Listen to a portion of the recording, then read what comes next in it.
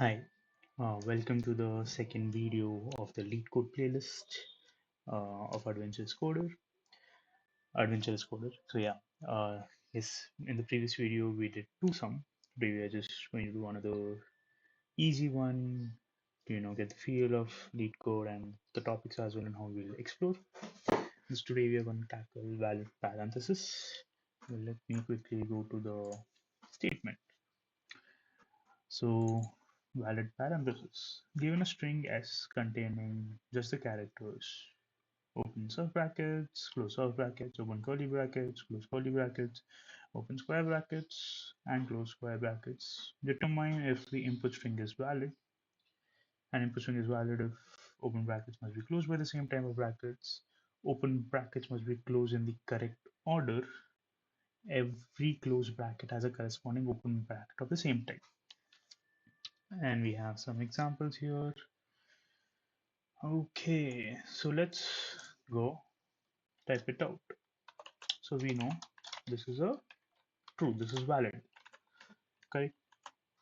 We know this is true, and we know that this is false. Okay, VS Code also knows that that is false. So think of this as how a very common place where you could see valid parentheses. The question seems very trivial, but a real life use case, as you can see here, is VS Code thinks it's wrong. That's how we know in our compilers that if our brackets have been opened in the correct order or not. You would have sometimes seen inside a function, you write a function, you use a curly braces. Inside that, there's a for loop that you use of brackets and then the curly braces, and a lot of things go around like that. So have they opened and closed in the correct order or not? We use it by checking this and by this approach that we are going to use here. Uh, let's try think of some more valid and invalid options. So this would be valid because my square brackets are closing first. So my open brackets, square brackets open, then came my square, but I close this square and then my soft. So like this is my for loop. Inside that I did some operation, ended that operation, and then ended the square brackets as well. But if I have something like this, now that is invalid, as we can see, because you are trying to close the sub brackets before closing the square brackets. So this, we have two more examples that are there to the string, to the entire constraints that we have. Okay, now for this, I'll be going into not a brute force solution, but a direct conceptual solution. What we have. Now let me pick something, pick a pen. So you can think of this like a stack. To explain a stack, think of it as a pile of books. Okay, so let's say I have one, or let's oh my god, nope. Let me go. There's some issue with the Miro board. Uh, so now I have one book. On top of this, I'm gonna. Oh, okay, there's an issue with the Miro board, but let's move that. So think of this as a pile. Now I have a book one, and book two, book three, and a book four that I need to keep, and I want to do them in a specific order. So in school, what we used to do is keep a book submitting, right? So in the bottommost, we would have B1. On top of that, we would keep student 2 would keep B2. On top of that, B3. And on top of that, B4. But how would we remove them out? Or how would the teacher correct these books?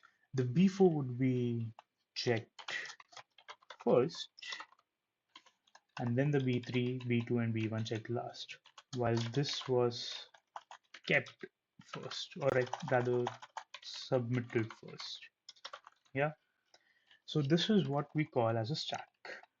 Stack of books, pile of books, and stack is a very common concept in data structures as well. So I said in my last video as well that you should be good with concepts while trying to solve problems as well. So today we are going to look at the stack data structure.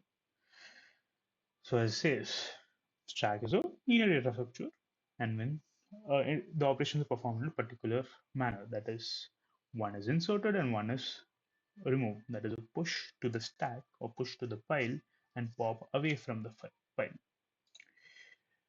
So this order is called LIFO or FILO, that means last in, first out, or first in, last out, saying the B1 that was first in was the last one out, and rather let me complete it. Submitted last, checked first, and checked last. So this was first in but last out, or last in, first out. So LIFO or FILO format is followed while trying to traverse the stack. Yeah. Now let's let's try to see this how we are going to incorporate this in a problem.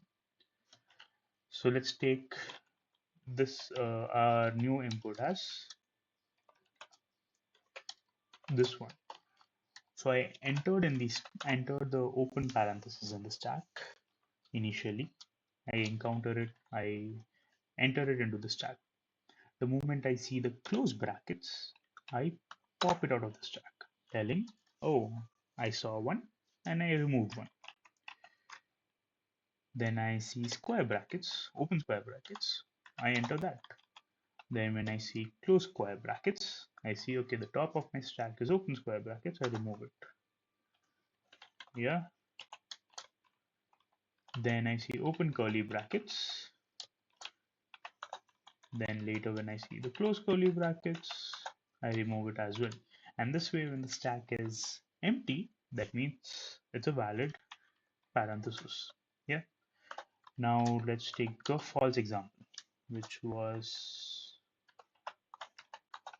this. So when I have an open bracket, okay, I add it to the stack, close bracket, I add it to the stack. But now when I see a close soft bracket, I see the top of my stack is not open soft bracket, so I cannot pop it out, thus meaning this is not a valid combination, a valid parenthesis combination. Got it? So this is how we are going to use stack in this solution. But how do we implement the stack? Well, in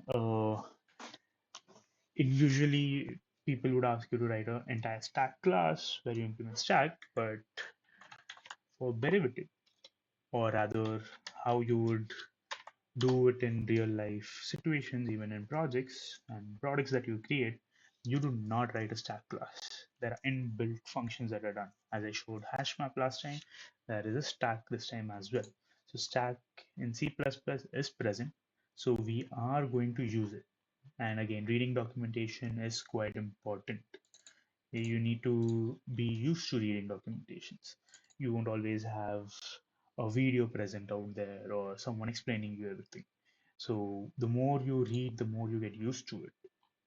And there's a way of reading it as well, but that you develop over time. So stack in C++, yes, we have stack here. We see these are the relevant functions, empty size, stop, push, pop. No, so now let's see how do we initialize the stack. So let's say I have initialized stack char C. Yeah. Now for let's say care of C in S. Rather, I don't remember how to pass loop through it. Loop string in C++. So I'll search. Google search is not a problem in your career. I mean, you need to be a good Google searcher as well. If many people say that you should remember things by heart and all this, trust me, I don't remember half the things. by heart. I always Google search. I have been doing it for so long, and the better I get, the faster it is for me to find the solutions that I'm looking for. So we saw that okay, this auto ch makes sense to us. So let's just do that. Auto ampersand s. Now, uh, VB. Let's call it VB, valid parenthesis. So if my s dot push, or let's say my ch, if it's equal to a close bracket, or let's not do this. Usually you want to push every element, correct? So I'm going to push into my valid parenthesis any element that I see. But when do I pop? So there is going to be some if condition. If it does not meet this if condition, I'm going to pop it. I'm going to push it. So the first one being, well, so if C is equal to a close soft parenthesis, what do I check? If vp dot top. So going back, stack in C++, we see top returns a reference to the topmost element of the stack. Got it. So top is equal to only if it is an open parenthesis, we can pop it. Yeah. Then we do a vp dot pop.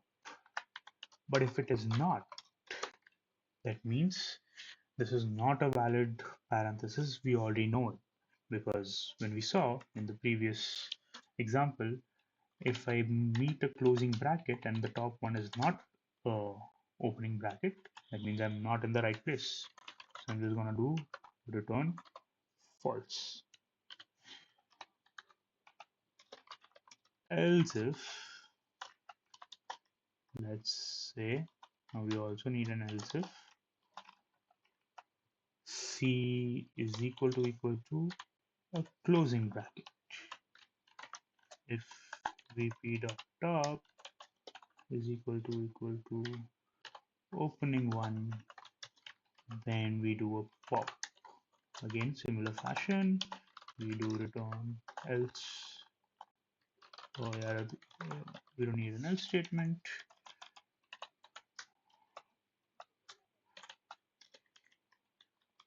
Else if,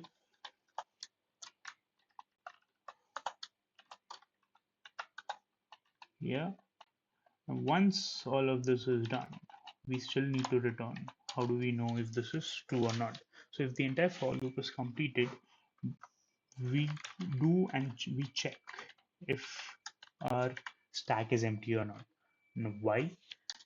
Because let's say if we had an input like just open brackets, open brackets, open brackets. So this would keep getting pushed into the stack. And once they're all pushed into stack, the stack is not empty. So that means it's not a valid parenthesis. For a valid parenthesis, a stack needs to be empty. We remember that. So using this, we have this code. We're just gonna do a run, see if there are any compiler errors, fix them. Uh, I missed something. Oh, yeah, wrote it in the wrong line. That is fine. Quickly do a VP. So test case 2, it returned false, but it didn't for this. Is there a reason? Okay, close. What did I miss? Did I? That is because I didn't add an else in these statements. That is my bad. Because even if is true, it's gonna do a pop and then gonna return false even without executing the rest of the code. So now all of our test cases are passed. Let's look at the constraints. S dot length is 10 power 4. Now in this we have used a stack. We are looping through the entire string once, that means n. We're gonna loop through it one time, 10 power 4, and we can see from this all of the time complexities as O of 1. So I'm only gonna do big O of n, which in this case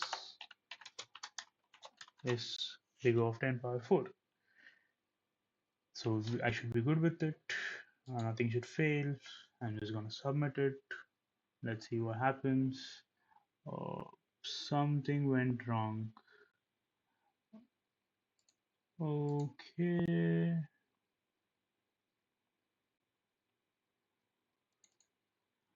Oh, we didn't consider one of the cases. So what didn't we consider? This is a fault as well. We didn't consider what if it's just one empty closing bracket.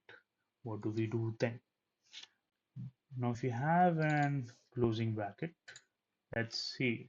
We just write node of vp dot empty and this.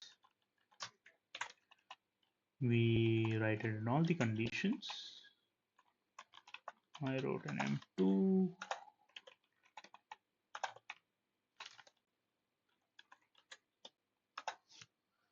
and let's do a test case of our own.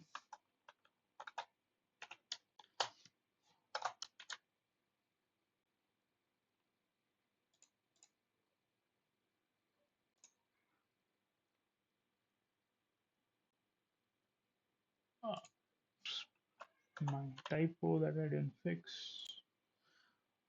Run once again.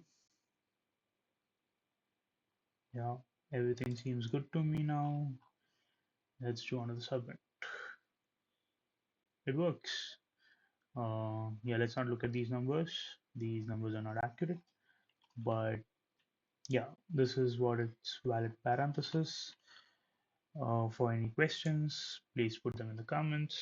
Like, subscribe to the channel so that you get up to date information. And in the next video, I plan to bring in a talk about Git. So what I initially said in my welcome video, that I would be more than just DSA and mock interviews and show you software engineering. So tomorrow, I or soon I'll be talking about Git, where what does Git mean, how to use it, how do software engineers usually use it, and why do we need it. So look forward to that. Until then, like and subscribe. Subscribe to ensure you get notifications about it. Thank you for watching this video, and please give any feedback.